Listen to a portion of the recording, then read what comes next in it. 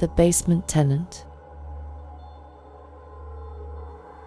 When my divorce finalized, I had no choice but to rent out the basement apartment of my two-family house. I was juggling a new full-time job, keeping up with bills, and raising my son. The extra income wasn't optional, it was survival. So when a quiet man named David responded to my ad, I didn't ask too many questions. He paid in cash, showed up with just a single suitcase, and said he preferred to keep to himself. Honestly, that sounded perfect. The first few weeks, I barely noticed him. No noise, no complaints, just the occasional creak of the basement stairs. I told myself I was lucky. He respected my space, and I respected his. But then, little things started bothering me. My cat, Raven, started sitting at the top of the basement door at night, staring. She'd hiss at nothing. She's usually so calm. I started locking the door to the basement every evening, just in case. I told myself it was just habit, nerves. I'd never lived alone with a stranger before. Then came the smell, damp, metallic, sharp. I assumed it was old plumbing, but I had updated the plumbing 6 months ago when I moved in. I started making excuses.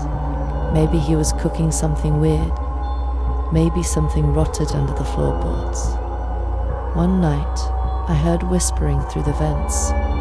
Just murmurs, barely audible, but enough to jolt me upright at 3 a.m. I thought maybe he was on the phone, but I stood there in the hallway, holding my breath. The whispering didn't stop. It wasn't in a language I knew. It didn't sound like a phone call. I texted him the next day, trying to play it cool. "Hey, everything okay downstairs?" He replied a minute later, "Fine, thanks." Nothing else. Then one morning, I noticed the lock to the basement had been turned from the inside. That made no sense. I always double-checked it before bed, and it didn't look forced. It looked used. I started leaving my phone on record near the vent at night. I needed proof. I needed to know I wasn't losing my mind. What I heard the next morning turned my stomach. There was someone else, breathing, 2 distinct voices, and something dragging across concrete. I called the cops. I told them everything. They didn't find David. They didn't find anyone. But they did find a room behind the furnace, hidden by drywall.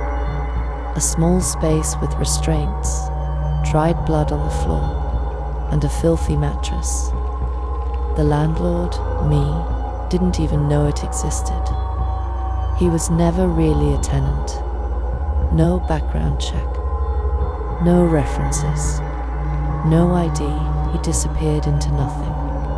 Just a man with a suitcase, who found a perfect hiding place in a desperate woman's basement. I haven't rented out the space since, and I never sleep without locking every single door twice.